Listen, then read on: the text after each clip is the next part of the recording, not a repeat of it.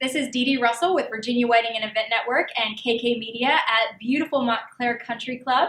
We are here with an expert panel of amazing wedding and event professionals to answer some questions on a Great Expectations reality check. That's our topic for today. How do you stay on budget? How do you get a realistic budget? How do you really know how to set that?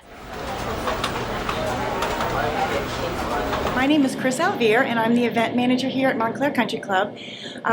We are a one-stop country club where we do all the catering, we do all of the food, the alcohol, everything. So you don't have to worry about bringing in a whole bunch of different vendors. We do it all. And we work together closely with the bride and the groom to make your day the most special day ever. So we're going to meet our panel now. Tell us who you are and a little bit about your business. Richard Lyle, I'm the Director of Sales at the Comfort Inn in Dumfries, Virginia. I'm Alexandria Rexer. I'm a wedding and event planner with Events by Alex. I'm David Marshall. I'm the owner of JD Limousine and Sedan Service. I'm Jeet Barra, and I own Glam by Jeet, which is a mobile artistry business in Northern Virginia. I'm Chris Alvear, and I'm the event manager here at Montclair Country Club. Hi, I'm Torcia Anderson, co-host, also the founder and CEO of A Family Affair Event Management.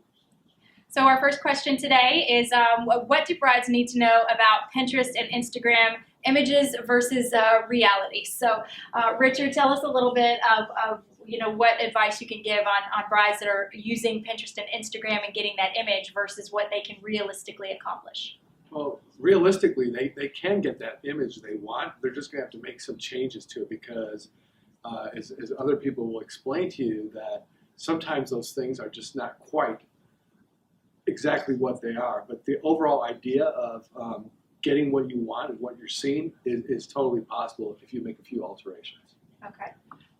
When working with Pinterest is a great format for kind of researching ideas and trying to start to form your own individual plan for your wedding. With that being said, the expectations that Pinterest and Instagram lay out sometimes are slightly more elevated due to photo editing and just the finding for one single picture the one perfect flower or the one perfect angle that the overall look for your event can still be achieved, but maybe to not a level of perfection.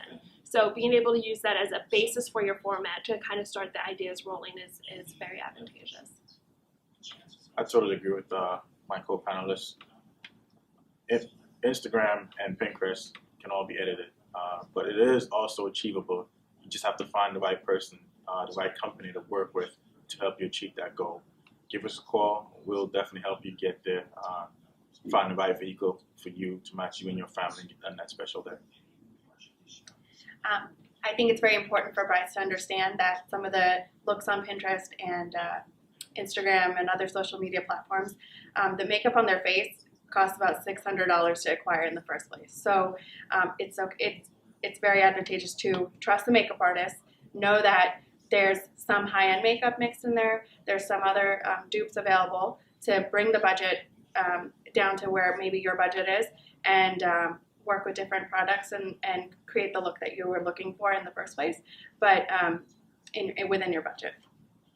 I love Pinterest and Instagram. I think it gives you just great ideas. But then where you go from there is hire your professionals. So hire your wedding planner, hire your photographer, your baker, whatever it is that you want, that you've seen on Pinterest and Instagram. But make sure you get the professional to help you proceed with all of that. And I definitely agree with that. I think when you look at Pinterest and Instagram, it gives you a great idea of how you'd like to incorporate your vision. So just kind of take it to a wedding professional and let them actually help you implement that. Right, I think piggybacking on that is that you may have a style that you've created on Pinterest or Instagram.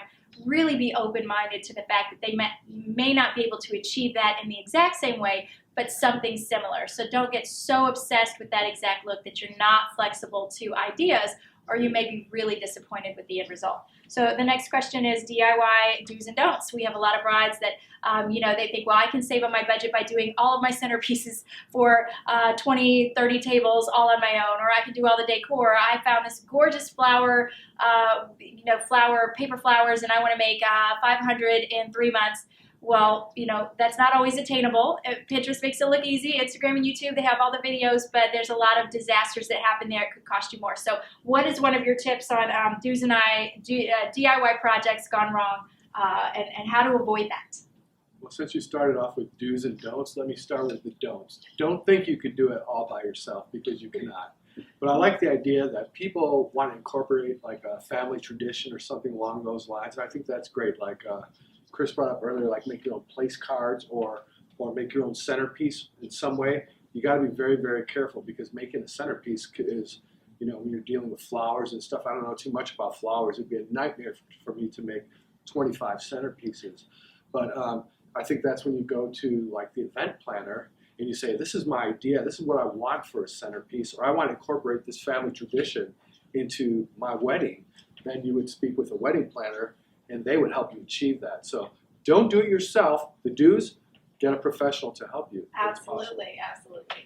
Just to follow that, I would say that definitely utilizing your vendors, your wedding planner, to kind of discuss an idea that you may have that you want to do on your own would be advantageous, because they probably worked with the bride who has attempted to do the centerpieces or the place cards or the flowers. Oh, I had a bad flower story. But it's the truth of the matter, that they may have had that bride who's had that experience, so they can kind of walk you through what may be feasible, what may not be. And first and foremost, whatever it is that you think you may want to do, try to do it once on your own, like a sample centerpiece. See how much it costs you materials, see how much it costs you in your time, and see if those equal to what you may pay a professional to do. If so, is it really worth the stress and the energy, or to reach out to a professional vendor that could do it for you with half the cost, half the time? Great. When it comes to transportation, there are some people that do have those dependable friends that would be there to be able to help them out on their special day. That person that's going to be there to get there, pick up the bride the day prior, get them to the hotel, get them where they have to be. However, not everyone has that dependable friend. So when it comes to transportation, doing it yourself is not that thing that you want to do. You want to hire a professional that you know is going to be there on time, that the vehicle is going to be prepped, ready, and he has that been working with many other weddings and brides and stuff like that to help you out in your special day, to make sure to make sure it is a special day. There's a lot of things brides can do to prepare for their wedding. I'd say for sure, have a consult with the makeup artist and find out, where to begin. Do you need more moisture in your skin? Establish a beauty routine with the expert opinion that they may provide you. I've had brides say, oh, well, I can just go to MAC or Sephora and spend half the money and get this, get the look done. You have to take into account there's stress involved with that. You don't know if the same retail associate will be there that did your first look. They have their own schedules they're managing. There might be traffic or something crazy going on at the mall that day. You might, end up being an hour and a half later than you thought you were going to be. It just creates a lot more stress when you can have a consult with a makeup artist that comes to you at your hotel, at your venue. They write down exactly what they talked about in the consult with you, and it will be a replicated look. And you know exactly what you'll be getting in the end. You can try to do it yourself. A lot of the time, these looks are practiced a million times on YouTube before they actually edit the video and put it out in front of you.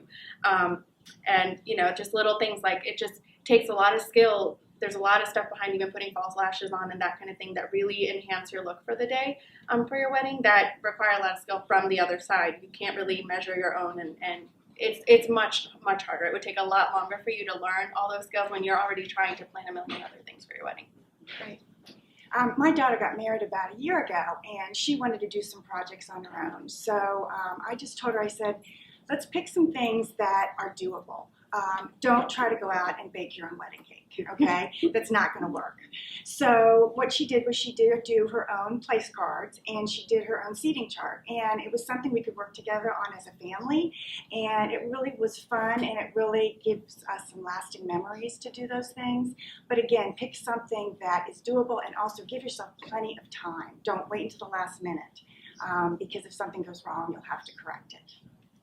I definitely agree with that. I would say the DIY projects, they help the bride really look at what they want what's the reality of what they'd like to have versus what they see on the Pinterest and Instagram. I really think that a bride could use a lot of time and money going into a project like this and not really understand what it is that they're doing. And they're not going to have that same look as what they've seen on Pinterest or Instagram. So hiring a wedding professional, it saves you time, it saves you money, and you'll have that same attainable look by doing that. I have a question. Do any of you, or would you all like to tell me one tip that we could give the bride and groom on how to attain what it is they want within their budget? The first tip I would say is know your numbers. Start off with your guest list. Know how many guests you're going to be having, so you can plan on the food, your alcohol, your centerpieces, all of that. But stick with your numbers and go from there. And hire your professionals to help you. They are there. They range in prices. You can find the one that will fit into your budget. But just make sure you know your numbers. To piggyback on what she said, I think it is very important to know your budget. Basically, if you need to be very prepared and know exactly what you're looking for, and do your research before you meet on your consultation with your makeup artist, so that we can create that sort of look for you. Sometimes you're not prepared, and then you may need to do a consult 4 times. Well, that's going to cost you more than it probably would in the first place if you had done one consult where you were very prepared and then just spent the money that would cost for the actual makeup session during the wedding. And same goes for our bridesmaids, mother of the bride, all that sort of stuff. Have all of that information ready so that you can execute it the day of. Yeah. To piggyback off of them, you definitely have to know your budget. Know what you want, but keep an eye on what your actual budget is. You give us a call and we can help you work on that. You might want something that's a little bit out of your price range, but we can still get you to something a little bit more comfortable. Instead of an Escalade, we might get you into a Hummer or something like that that's a little bit more in your price range that can still get you a beautiful wedding and a beautiful transportation to your event that day. Whenever I'm working with a couple, the first thing I always discuss with them is, let's identify your top 3 things that you would like to focus your available budget on, whether that be food, entertainment, transportation, what have you. But also to speak with them that they will have to be open not to sacrifice but to compromise, that in order to obtain the look that they are wanting, they need to work with their vendors who are experts within their each individual fields in order to kind of reach a full circle of everyone's happiness. I would say the theme that I'm going to be bringing up here is budget. You can stay within your budget. You might have to, I hate to use the word like sacrifice something that you really want, because you really don't have to do that. Because if you're working with professionals, they're gonna be able to achieve what your goal is. You might have to make an adjustment. He gave an excellent example about an Escalade and a Hummer. You're still going to get the transportation you want. It's still going to be elegant. It's still going to look nice. That could be the same thing with cake, with makeup, with pretty much anything, really. So I would say stick with your budget. Have a wedding professional or wedding professionals help you, and you'll be able to do it. Great advice. So I have a tip. One of my tips, and this is from the vendor perspective, if you are looking at Pinterest and Instagram and you're just obsessed with this one photo shoot or this one look, and it's a $30,000 or $40,000 look, don't call the vendors and try to beat them down to a $10,000 budget. Asking them constantly, well, can you do this or can you do that? Instead of doing that and disappointing your vendors and starting out on that, maybe less than mutually beneficial relationship as the bride and the groom and the vendor, instead consider some of the alternatives and ask them how they can do that. A lot of times a wedding planner can save you so much money by negotiating for you and getting you the right set of vendors for your budget and your look and your style. So I would really recommend appreciate and value your vendors, because they're going to do so much for you, but don't go in expecting $30,000 worth of services for $10,000 or $12,000. Really appreciate them being flexible with you, but don't try to get everything and really try to go outside of their contract and what they are able to do, because they're trying to give you competitive rates already. So really appreciate and understand your vendors, and they're going to do so much for you to make sure that you have that look. But flexibility, I think, is the key. So I want to thank all of my panel members for being here today. They're ready to work with you guys. They're so excited to be able to provide information for you and help you get on with the right foot. I want to thank A Family Affair, Torsha, for helping us put all of this together and being a great co-host, and Kalfani King with KK Media. All of you can find incredible vendors on VAWEnetwork.com. Everything we do for couples is free, so register on our site. We can help you connect with all of the vendors that are right for you and a great fit and give you a lot of variety in that. So thank you so much for watching.